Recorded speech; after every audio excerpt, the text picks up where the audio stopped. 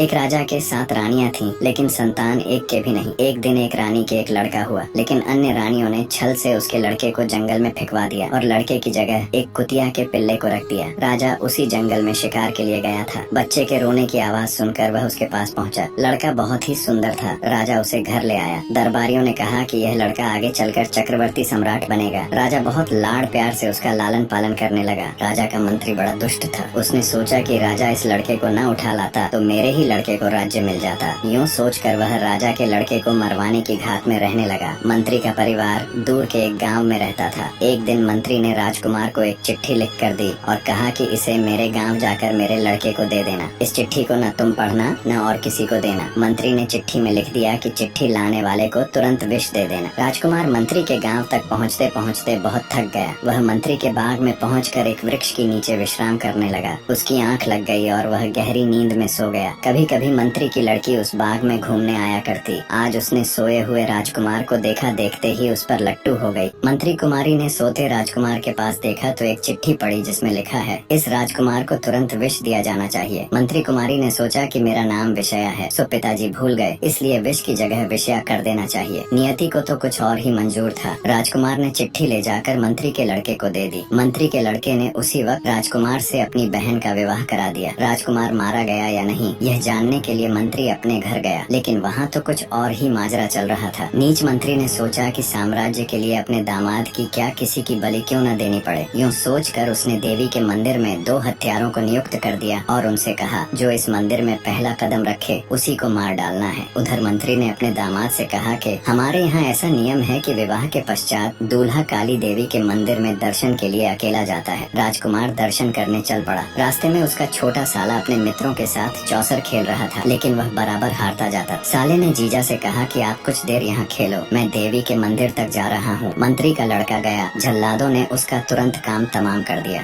राजकुमार को जिंदा देख मंत्री आग बबूला हो गया। हथियारों के साथ खुद मंदिर में नियुक्त हो गया। बड़े साले ने सोचा कि मैं अपनी जान देकर भी यदि बहन को विधवा होने से बचा सकूं तो अच्छा होगा। यूँ सोचकर उसने अपने जीजा को मंदिर जाने से रोक दिया और स्वयं मंदिर चला गया। जल्लादों ने उसका भी काम तमाम कर दिया। मंत्री ने जब यह सब देखा तो उस पर दुख का पहाड़ टूट पड़ा। उसने सोचा कि जिसके लिए मैं यह सब अन्याय कर रहा था, जब वही नहीं रहा तो मुझे यहाँ रहकर क्या करना है। जैसी करनी वैसी भरनी। वह भी कटार खाकर मर गया। राजकुमार ने सोचा कि मंदिर में जो जाता है वह लौट कर नहीं आता, देखना चाहिए कि मामला क्या है। मंदिर में पहुंचकर राजकुमार ने सारा दृश्य देखा। उसके पैरों तले जमीन खिसक गई। उसने सोचा कि इस सारे हत्याकांड का कारण मैं ही हूँ। वह भी कटार निकाल कर मरने के लिए उतारू हो गया। तभी अचानक देवी माँ प्रकट हो गई। उन्होंने कहा कि मंत्री को अपनी नीच करने का फल मिला है। तुम व्यर्थ उसके पीछे क्यों अपने प्राण गंवाना चाहते हो। लेकिन राजकुमार नहीं माना। तब देवी ने उन तीनों को जिंदा कर दिया।